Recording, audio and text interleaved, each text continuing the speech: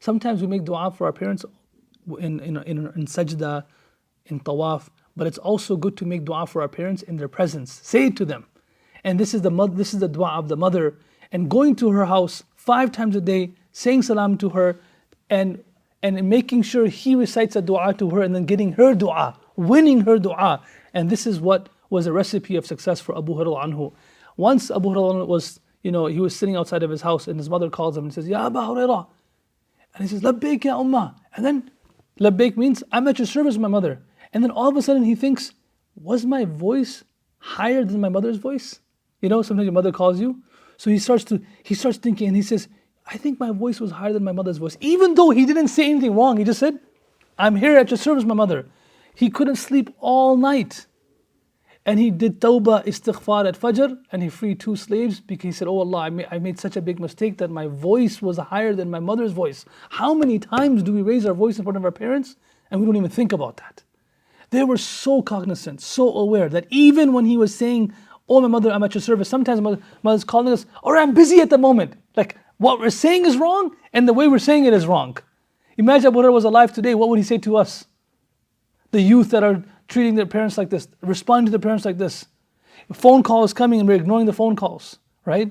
So we see this, and lastly we'll say that sometimes even good deeds can be delayed out of respect for our parents.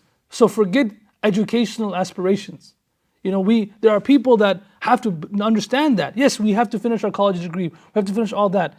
But really, if that is at the expense of never being able to serve our parents who need us, then really, I'm not sure if it's really worth it. Look at Abu Hurairah's life. He says, لولا الجهاد في سبيل الله والحج وبر أمي لأحببت أن أموت. He says, if it wasn't for going out in the path of Allah and performing Hajj and respecting my mother, I would wish I would die and meet Allah subhanahu wa ta'ala. These are 3 things that are keeping me alive. And it is reported أن أبا هريرة لم يكن يحج حتى ماتت أمه لصحبتها, that Abu Hurairah didn't go for Hajj in his entire life until his mother passed away, because he was serving his mother. And Hajj he loved so much, that's why he was living. So how about our friends? How about Call of Duty games? How about these other things that we have love for?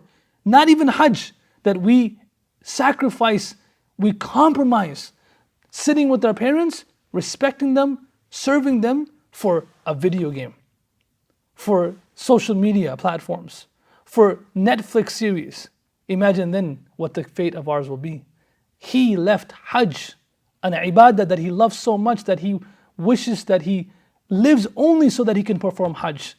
But he left that as long as his mother was alive, because he wanted to serve her. Allah make us among those who take the lessons from this man's story, Abu Hurairah, and how he treated his mother, who came to Medina as a disbeliever, but through the treatment and dealings of her son, the way he dealt with her, treated her, respected her, in the dua of the Prophet ﷺ, she accepted Islam until her last breath, how he treated her, respected her, obeyed her, served her, and like this, Abu Hurairah became one of the greatest Sahabi ever to live. Allah make us among those who can truly bring these words into our life.